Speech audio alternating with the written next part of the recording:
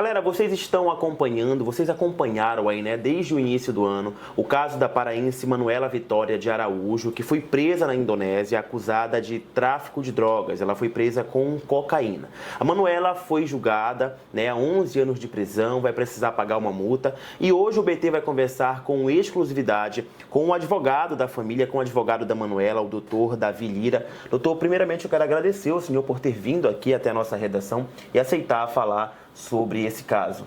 Eu aceitei o convite de muito bom grado. Eu penso que é um assunto de interesse coletivo. Doutor, o que todo mundo quer saber, né? Existem muitas especulações que envolvem essa história, mas o que de fato aconteceu? O que a Manuela conta? Por que ela foi? Como é que ela chega na Indonésia com drogas? Certo. O que é importante frisar? Como é que as pessoas ainda não entenderam como é que a Manuela escapou tanto da pena de morte quanto da prisão perpétua? Existe uma teoria dentro do direito penal chamada teoria do domínio do fato.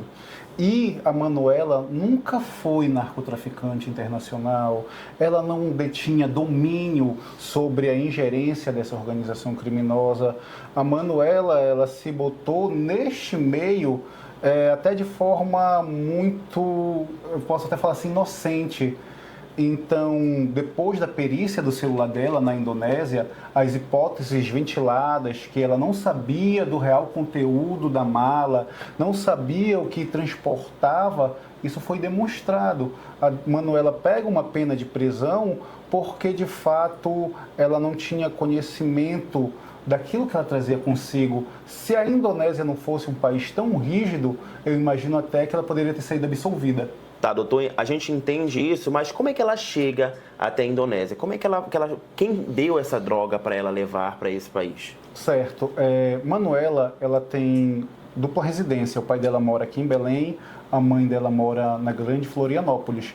Lá em Florianópolis, ela conhece uma organização criminosa que, a primeiro momento, se demonstraram ser amigos delas, pessoas interessantes, pessoas bem-sucedidas, e falaram assim: Manu, nós temos uma escola de surf, nós precisamos levar equipamentos, insumos para o surf. Se você levar para a gente, nós podemos te dar um mês de férias grátis, um mês de escola de surf grátis. A Manuela fala assim: olha, eu não tenho essas malas, eu não tenho como ir, apesar de meu passaporte estar ok, eu não posso fazer essa viagem.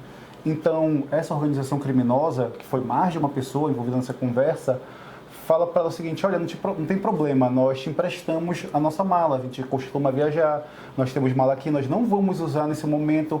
Só que essas malas, elas tinham fundo falso, então elas, por dentro era uma mala comum, mas por fora era uma mala comum, mas por dentro estava recheada de cocaína. Ela chegou a contar se ela chegou a olhar a mala, enfim, inspecionar para ver o que tinha, o que ela de fato estava levando? Não, ela abriu uma mala e, se não fosse realmente alguém perito em saber como chegar ao fundo falso, não chegaria. Houve todo um trabalho aí de pessoas que estão acostumadas, digamos assim, a fazer esse tipo de transporte? Exatamente. Então, se você fosse pegar a mala da Manuela, fosse abrir a mala, passou por perícia também. Isso é importante frisar. Mala, celular, dentre outros. Não, era imperceptível aos olhos nus que aquela mala tinha fundo falso. Em nenhum momento, doutor, a Manuela desconfiou, né? Porque eles disseram que dariam aí um mês de férias para ela. Em nenhum momento ela entrou em contato com a família, tentou desistir dessa viagem, porque, de certa forma, é uma proposta um pouco estranha, né? O que acontece, primeiramente, é que essas pessoas se fizeram de amigo dela, tem uma questão de confiança envolvida. Ponto. E o segundo é que ela conversou com a família relatou exatamente isso. Manuela, ela perde uma conexão Belém-Florianópolis, não ia mais para esta viagem internacional, só que ela foi coagida, ela foi forçada. Falaram assim: Manuela, tudo bem, você não quer ir, ok, a gente não vai lhe forçar, mas a gente já teve gasto, a gente comprou sua passagem de Belém para Florianópolis, a passagem de Florianópolis para Bali, mais o ônus da hospedagem. Se a gente for mandar uma nova pessoa agora, perdendo passagens, perdendo a hospedagem, a gente vai gastar em torno de 20 mil. Você vai ressarcir esse dinheiro pra gente e você não precisa fazer a viagem. E aí a Manuela foi, mas meio que a contragosto. Ela queria, ela tentou desistir. Ela chegou a levar também alguns medicamentos, né? Enfim, por conta da viagem, que também contribuiu para a pena dela.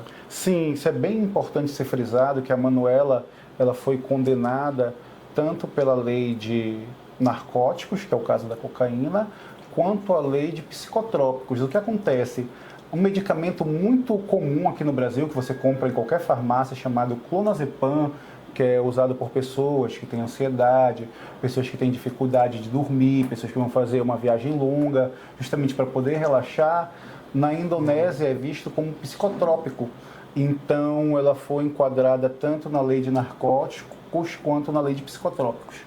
A Manuela chega então na Indonésia, né, é presa, e como é que fica a situação dela a partir daquele momento? E o senhor chega a entrar no caso também? O que acontece? Primeiramente, é um desespero inicial da família. Enquanto a Manuela estava em conexão, a última conexão, se eu não me falha a memória, foi em Dubai, a família estava mantendo contato, ela estava postando no Instagram, postando no Facebook para onde ela estava passando, o roteiro, o itinerário, e de repente a Manuela, que estava prevista para chegar na primeira hora da virada do ano ali, por volta de 11 horas para meia-noite, ela fica em silêncio. A priori, a família pensou que normal, né? Acabou de chegar de uma viagem muito longa, estava cansada, estava dormindo, virada de ano. Só que a Manuela passa um dia sem se comunicar. Quando a Manuela passa o segundo dia sem se comunicar, e aí começa todo o desespero da família, de não ter notícia, de pensar até que a Manuela talvez tivesse sido sequestrada, entre outros. Quando a família recebe a notícia que ela foi presa, foi uma tristeza, mas também foi um alívio de saber que ela está viva, porque a gente teve que pedir já informações, mesmo antes de saber da prisão, a embaixada, para saber o que tinha acontecendo, porque a brasileira sumiu. Foi a embaixada que repassa para a gente a informação da prisão da Manuela. Quando a Manuela foi presa, né, o assunto, a notícia nacional, inclusive, era o medo, né, dela ser condenada à prisão perpétua ou à pena de morte, que já havia acontecido outras vezes no país. Como é que ela foge dessa? Como é que ela consegue escapar, na verdade, essa é a palavra melhor, dessa pena? Foi o que eu te expliquei há pouco. Nós conseguimos convencer tanto o Ministério Público quanto o colegiado de juízes que a Manuela não é uma narcotraficante internacional, que a Manuela não tinha nenhum tipo de poder durante essa organização criminosa. A Manuela foi colaborativa desde o primeiro momento, forneceu senha de celular, senha do iCloud, senha das redes sociais. A Manuela sempre se botou como uma pessoa colaborativa com a justiça da Indonésia. Esse celular dela passou por uma perícia para chegar até a quadrilha que teria aliciado ela? O celular todo foi periciado, celular, redes sociais, entre outros. A Manuela, nós conseguimos essa pena, para a gente que é uma pena fantástica, apesar de ser alta, ela é dita como impossível escapar da pena de morte por diversos especialistas, por conta disso, dessa postura da defesa da Manuela, de ser extremamente colaborativa e demonstrar a verdade naquilo que a Manuela trazia aos autos. E hoje, doutor, qual é a situação da Manuela lá no país? Ela tá presa, né? Como é que é um pouco da rotina dela? Existe uma previsão, talvez, dela conseguir cumprir um semiaberto antes desses 11 anos? O que acontece? Apesar da previsão de punições severas na Indonésia, o cumprimento da pena, ele é mais humano que no Brasil. A Manuela faz aula de Bahasa, Manuela faz aula de inglês, Manuela faz aula de canto. Existe a ressocialização, de fato, né? Sim. A Manuela faz exercícios físicos, joga futebol, pega sol. Então, existe sim uma possibilidade de progressão de regime. A gente imagina que ela vai ficar presa em torno de 4 a 5 anos. Agora tem uma coisa que pode aumentar a pena dela, né, doutor, que seria o pagamento de uma multa que é o equivalente a 300 mil reais. E para isso a família elaborou uma vaquinha, fez uma vaquinha, e está pedindo ajuda para conseguir arrecadar esse valor, certo? Isso é bem importante de ser frisado. É que a Manuela foi condenada a 11 anos de prisão, cumulado com uma pena de 1 bilhão de rúpias, que hoje dá em torno de 330 mil reais. Ocorre que, caso não haja esse pagamento, A alternativa é o acrescimento de mais 2 anos de pena. Então, a pena dela sairia de 11 anos para 13 anos. 2 anos de prisão é muita coisa para quem está esperando, para quem está encarcerado, para quem está detido, longe do seu ente querido, é muita coisa. Então, a família está tentando fazer esse movimento de solidarização através do Instagram Ajude Manuela Vitória. Lá vai contar um pouco da história da Manu, um pouco de quem é ela, da onde ela veio, como é que ela está inserida dentro da nossa sociedade, enfim, tentando arrecadar esse valor. É um valor alto, mas a família tem aí em torno de 3 a 4 anos para fazer essa peleja. A família tem contato com ela hoje? A justiça lá permite esse contato entre a família pode visitar caso consiga, né, comprar as passagens? Assim, a Manuela, ela conversa com a família dela e comigo toda terça e quinta-feira. Como eu te falei, a prisão lá ela é mais humana que a nossa. Então tem videochamada, a gente faz chamada coletiva e ela consegue falar com os familiares, sim. Quanto à viagem, não é a prioridade da família, a prioridade é levantar este valor. Não faz sentido mandar 1 ou 2 familiares para lá, tendo 330 mil reais para ser arrecadado. Sim, então hoje a prioridade da família é arrecadar esse valor para que a pena dela não aumente. Exatamente. E o senhor já tinha pegado algum caso como esse? Quando o senhor pegou esse caso, achou que fosse assim uma causa impossível, digamos assim? Na verdade, quando a gente pega qualquer tipo de caso, a gente nunca põe o impossível na frente, senão a gente já entra derrotado, né? Com um pensamento derrotista, a gente não consegue fazer a diferença. Dentro do direito, algo é impossível até que vem alguém, vai lá e faz.